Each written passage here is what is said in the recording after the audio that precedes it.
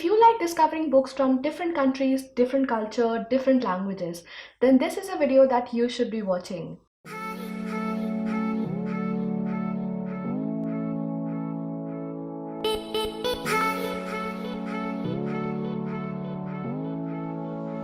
Hey guys, I'm Sankalpita and you're watching BookGeeks India, which is a channel where I make book related videos. In this video, I bring to you 5 books from 5 countries, and if you have been following my channel from some time, you know that I love reading about different kind of literature. I love reading translated works. I love discovering new books from different countries, discovering new authors from different countries. This is a video which I plan on making again and again as I discover new voices from different countries, from different cultures. I will bring them to you. So the books that I bring to you in this video are from Turkey, from Egypt, from Nigeria, from Malaysia, and finally from Japan. Out of these 5 books, 4 books I have read completely, finished them off and loved every single part of them, and one book is a book that I'm reading currently. I'm listening to it on my Audible app, so I'm in the process of getting into it right now, but yes, I am loving it so far. So 4 of these books I have read and one more I am reading. And now, because I have some wonderful books to talk to you about, let's just get on with the video. The first book that I have is a very old one. So this was first published in, I think, 2008. So it's almost 10-11 years old. This was also longlisted for the Orange Fiction Prize of that year, 2008.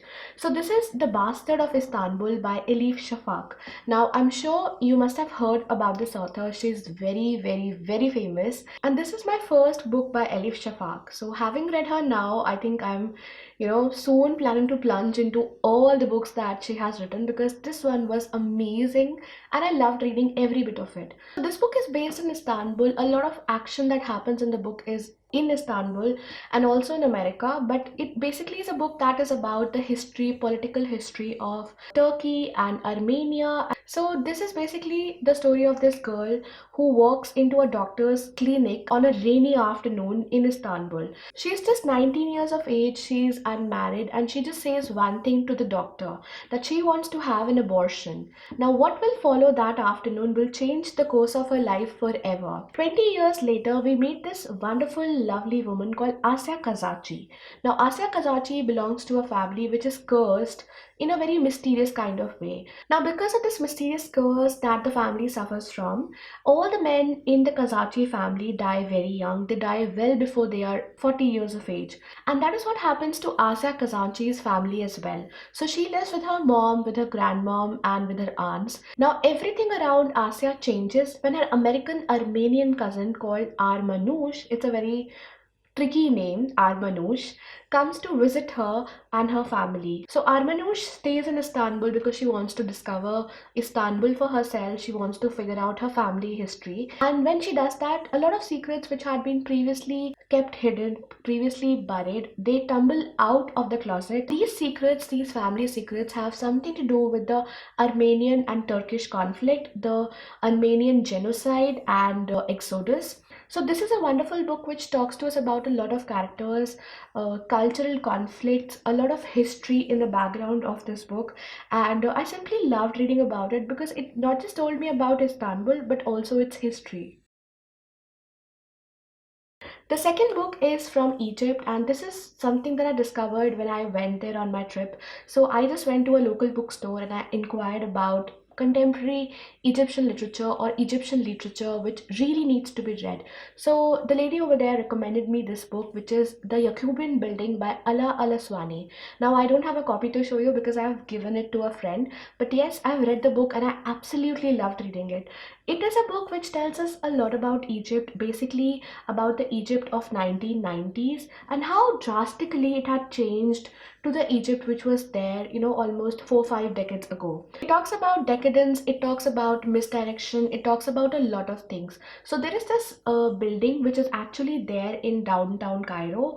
We just stayed next to that building. So there is this building called the Yakubian Building, and there are a lot of characters whose life revolve around the Yakubian Building. Some of them live there, some of them, work there, and some of them have something or the other to do with it. So we have a gay newspaper editor, we have a corrupt politician who wants to justify twisting the Quran to take a mistress. We have a failed aristocrat, we have a fundamentalist in the making, we also have a tailor, a poor tailor who wants to have his own property and is willing to do a lot of things to make sure that he achieves it.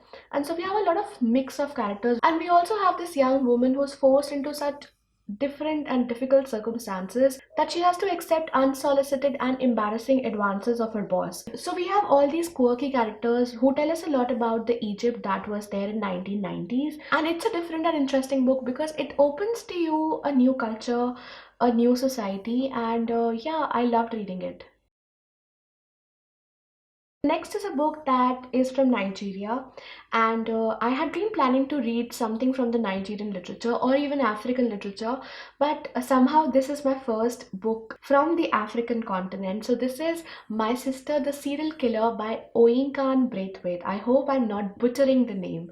So this is a story, this is a book that I picked up on my Storytel app. So I listened to the audiobook and I did not read the book basically. But yeah, it's a very interesting story. This is a book which tells us the story of these two sisters, Ayula and Koridi. Ayula is beautiful, she's gorgeous, and she has men falling all over her. Whereas Koridi is just plain, dull, and she just pales in comparison with Ayula. But Ayula has a slight problem. She kind of ends up killing her boyfriends. And this exactly is the premise of the book. So we get to know the story of a different kind of struggle, the struggle of what is right, what is wrong, and the struggle of blood, and how these two things come together is the story of the book. And I absolutely loved it. It's a very simple story. It doesn't take you a lot of time to read, it doesn't take you a lot of effort to read, but nevertheless it's a very interesting one. So yeah, I think you should definitely try it. The next book that I would recommend to you is this one, Norwegian Wood by Haruki Murakami.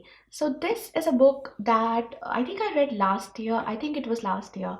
And this was my first Haruki Murakami book, and I absolutely loved it because it's simple and I think it's the best way for you to start reading Haruki Murakami. It is often said that this is his most simple work, and I think that's the reason I picked it up. So this is the story of this guy called Toru Watanabe and his adventures, misadventures, his affairs with these two girls, Naoko and Midori.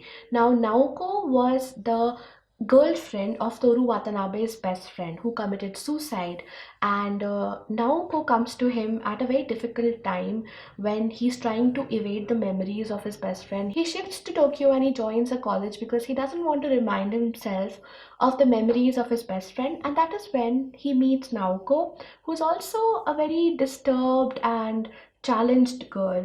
She has her own demons, she has her own shortcomings, and these two form quite a couple. Like they're very different from a regular couple. Somewhere down the line, Toru also comes across with this girl called Midori, who's young, who's vivacious, and sometimes full of life. And the way the story is told is actually very beautiful.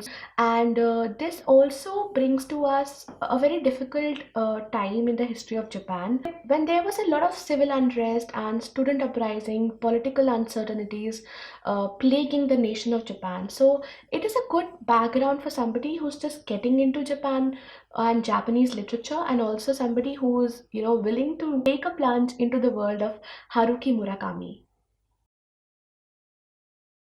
Finally, guys, the last book that I bring to you is a book that I'm still reading, so I've not finished it. I've just got into it, and I have a faint idea about it, but I am seriously loving it so far, and that's the reason I'm recommending it to you. So this book is called The Night Tiger by Yang Si Chun. So this is a book which is set in the country of Malaysia, and it is actually a historical fiction, a period drama you can say, because it is set in the colonial Malaysia of the 1930s.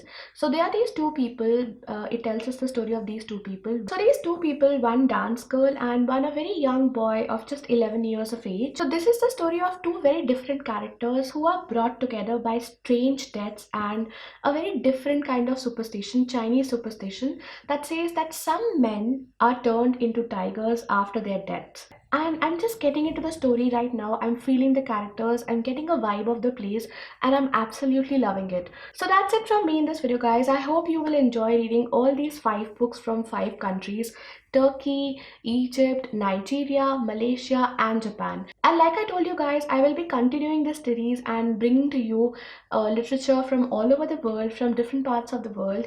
Do let me know if you also have some recommendation for me from literature around the world, and I will definitely try and get my hands on such recommendations. And I hope you enjoyed this video. If you did, don't forget to hit that like. Also subscribe to my channel if you haven't already. And until the next video, which will be pretty soon. Bye.